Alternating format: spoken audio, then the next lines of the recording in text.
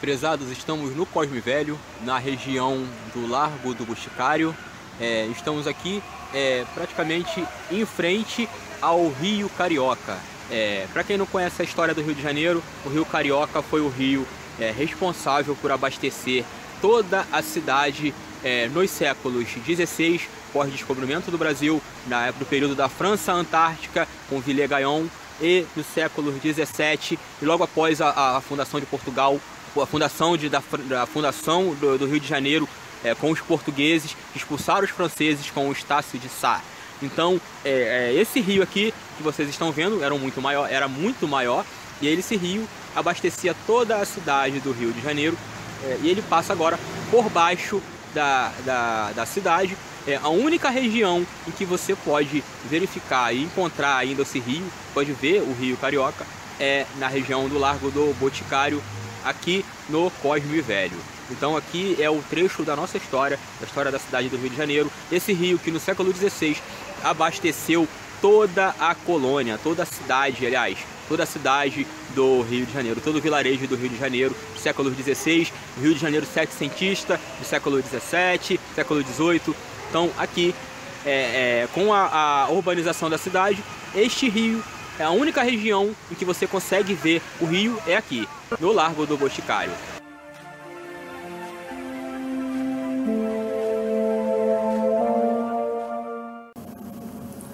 No resenha de hoje, nós vamos comentar o vídeo que foi utilizado na introdução da abertura deste canal, onde nós filmamos a única região do Rio de Janeiro onde um rio muito importante para a cidade corre em céu aberto, onde a gente pode ver as suas águas correr a céu aberto. Nós estamos falando do Rio Carioca. E esse rio, ele foi muito importante na história da cidade, principalmente do século XVI, XVII, XVIII, na época do período colonial, porque ele foi a única fonte de água doce de abastecimento da cidade.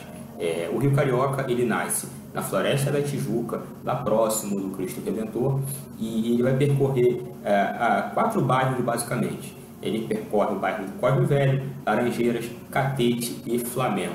Então ele deságua na Baía de Guanabara, na altura da Praia do Flamengo, e a maior parte do seu percurso agora, na atualidade, é subterrâneo, ou seja, suas águas socorrem a céu aberto na nascente, em 3 lugares da cidade. Uma é na nascente, na Floresta da Tijuca, como eu acabei de dizer, a outra seria lá na sua foz, que é na Praia do Flamengo, altura da Praia do Flamengo, e o terceiro local é no Largo do Boticário, justamente no local onde nós gravamos o vídeo de abertura desta resenha. E o Rio Carioca, ele está vinculado ao desenvolvimento urbano dessa cidade, do Rio de Janeiro, pois, como eu disse, ele era a única fonte de água doce na época do Rio de Janeiro colonial. Então, ele vai servir de fonte de abastecimento tanto para os franceses quando chegaram com Villegagnon, e aí a gente tem abre um parênteses para indicar um livro para os interessados em estudar a história do Rio de Janeiro, e principalmente da história do processo de colonização da cidade nas mãos dos franceses, com a chegada da ilha de Villegagnon e da formação do Forte Coligny. O livro está aqui, que é Os Franceses na Guanabara, de Vasco Muris e Lucien Provençal. Ele vai falar de Villegagnon e do processo da França Antártica. Então, para quem não sabe também, os franceses eles chegaram aqui no Rio de Janeiro em 3 ocasiões, na verdade aqui no município, né? Porque eles ainda chegaram até Cabo Frio, mas Cabo Frio já faz parte de um outro município, do estado da cidade, do estado do Rio de Janeiro, a gente não vai comentar muito. Mas aqui no município do Rio de Janeiro eles estiveram aqui em 3 ocasiões. Na primeira, logo no começo, logo quando os portugueses descobriram o Brasil, quando as caravelas portuguesas chegaram aqui no Brasil, os portugueses vieram atrás. Os franceses vieram atrás. E os franceses chegaram aqui no Rio de Janeiro com o Villegagnon e aí edificaram o chamado Forte de Coligny. Hoje, no local da chamada Ilha de Villegagnon, a gente encontra lá o Colégio Naval, na Baía de Guanabara. E, então isso aí foi logo no comecinho da cidade, e até ele ser expulso, eles serem expulsos da cidade em 1565 por Estácio de Sá. E depois, em 1710, eles têm uma segunda invasão, onde a coroa francesa ela paga os corsários para abater embarcações portuguesas e espanholas no Atlântico e invadir cidades que são da colônia portuguesa, né? No caso, como aqui no Rio de Janeiro. Então eles vieram, comandados pelo general Duclerc, tentaram invadir o Rio de Janeiro e reativar o processo da França Antártica. Isso foi em 1710 e a invasão não deu muito certo. Depois voltaram em 1711 com o Duque Atruyan, que conseguiu sequestrar a cidade, entrou na Baía de Guanabara, sequestrou a cidade e ameaçou bombardeá-la, e só não bombardeou mediante um pagamento de um resgate caríssimo. Mas essas invasões francesas a gente vai tratar num vídeo posterior e a gente vai comentar uma a uma. Né? Mas voltando então ao Rio, além dele ter a importância, ter a sua devida importância, quando os franceses chegaram aqui com o Villegagnon, esse Rio Carioca vai ter importância também, igualmente aos portugueses, quando eles tomam a cidade, expulsam os franceses da cidade e aí fundam oficialmente a cidade de São Sebastião do Rio de Janeiro. Mas em 1503, Gonçalo Coelho ele vai mandar construir uma casa na foz do Rio Carioca, e onde é hoje, como disse, onde é hoje a Praia do Flamengo, lá naquela localidade, lá na foz do Rio Carioca, onde as suas águas desagam uma Baía de Guanabara. A gente tem uma casa que foi mandada construir por Gonçalo Coelho. Gonçalo Coelho nada mais é do que o navegador e explorador português que vai comandar, que comandou, aliás, as duas primeiras expedições exploratórias das terras, no caso, destinadas a Portugal pelo Tratado de Versalhes. Então, essas terras da América que foram destinadas a Portugal, a leste da linha de Tordesilhas, então essas terras pertenciam a Portugal e foram exploradas por Gonçalo Coelho. Então, ele manda construir uma casa na foz do Rio Carioca. E essa casa ela vai ser chamada pelos índios tupinambás que habitavam a região de Acari-Ocá. Acari-Ocá, que em tupi quer dizer Casa do Branco, ou pode significar também Casa do Cascudo. Aí vai ter duas interpretações, ou seja, Casa do Branco, Oca, Casa. Cari Branco, Casa do Branco.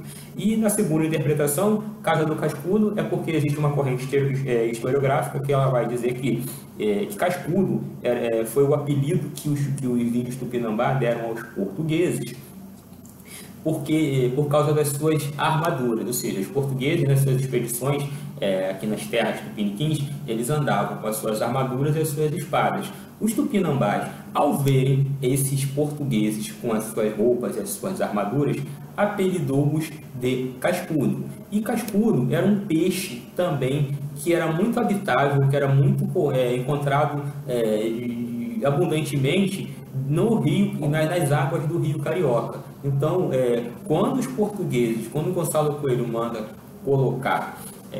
construir uma residência nessa região, na foz do Rio Carioca, automaticamente os tupinambás já fazem essa associação do português cascudo, por causa das suas armaduras, ao peixe cascudo que habitam as águas do Rio Carioca. Então, esse cascudo vai ser o nome dado aos tupinambás, aos portugueses.